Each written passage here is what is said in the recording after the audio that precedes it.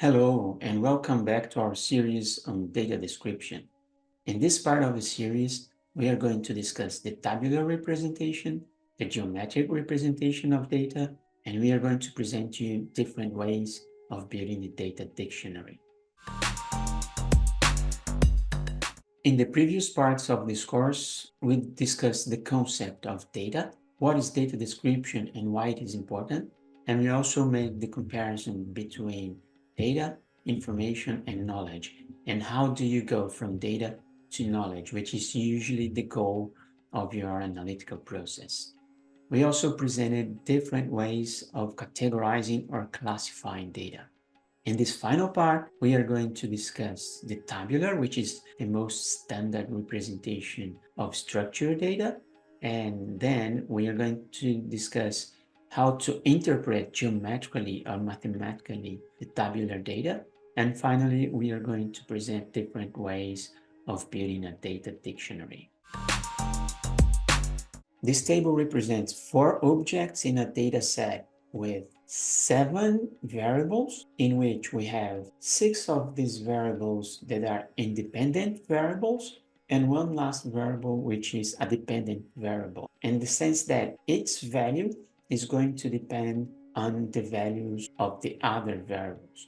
This last variable or independent variable is also called the class variable or the label variable. I also didn't count this variable because the car ID is just an ID of each car, so it has a unique value for each object in my data set, and thus this variable does not have a representation in any analytical terms of my data set. And this table represents 4 objects of the car evaluation dataset available at the University of California at Irvine. They have a repository of datasets. Here you have the link in case you want to access this full dataset.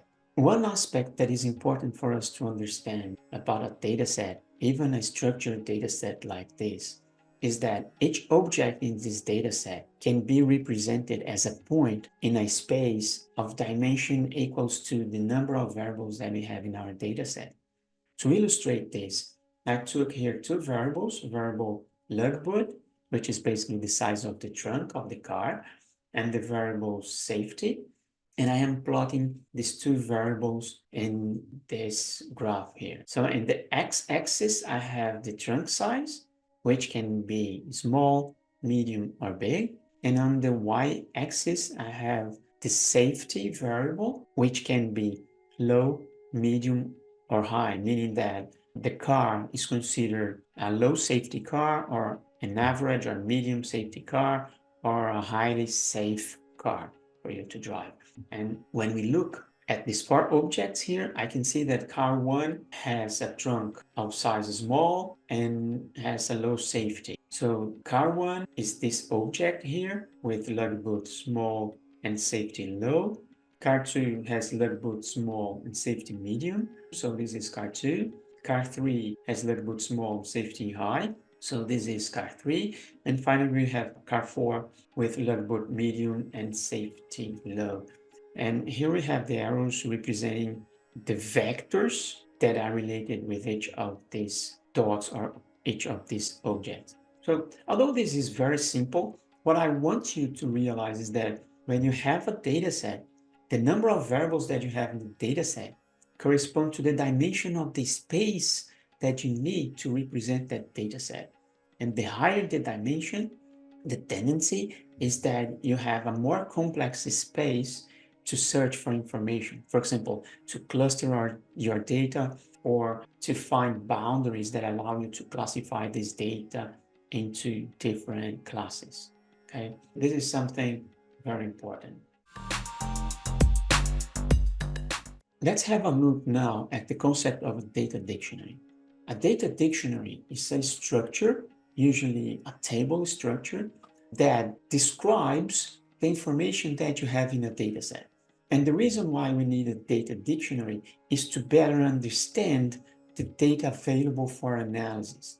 For example, in this data set here, which is the car evaluation data set, we had variables buying, maintenance, doors, persons, logbook, safety, and class. Though the names of these variables are very intuitive to us, not always their meanings are what we think they are, or not always we can understand them very easily. So for example, buying, what does that mean? Does it mean that it's easy to buy the car? Does it mean that the car is cheap or not? The same thing about maintenance. Does it mean that the car requires a lot of maintenance?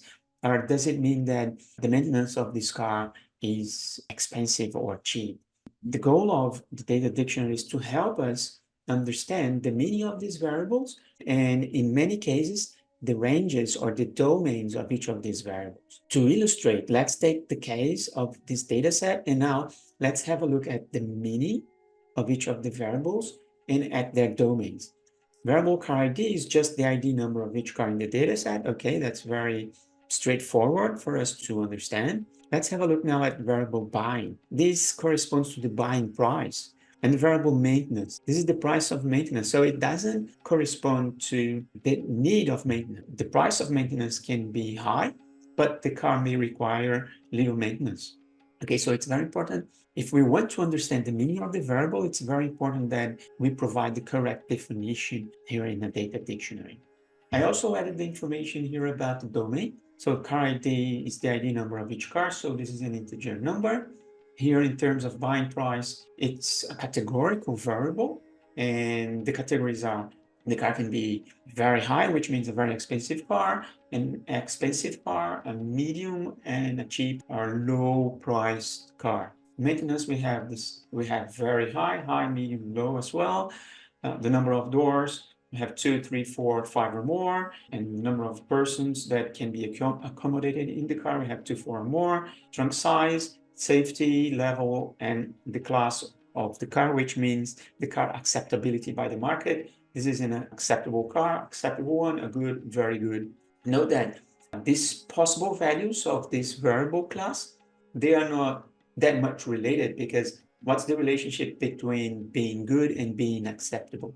Right? So it seems to us here that this is an ordinal variable, in the sense that an acceptable car is better than an unacceptable one, a good car is better than an acceptable one, and a very good car is better than all the other ones. Right? So this seems to be an ordinal variable, and all of these variables are ordinal variables. Right? Here I'm referring to the different ways of classifying a variable that we saw in the previous part of this series. Let's have a look now in another data set. This is the mammographic data set that we also saw in the previous part of this series. Here I'm showing the first 5 and the last 5 objects of this data set with the variables that we have already seen before, some missing values, and I'm also providing you the link if you want to download this data set and get to know better. But what we're going to do now is different data dictionary for this data set so that we understand the meaning of each of these variables.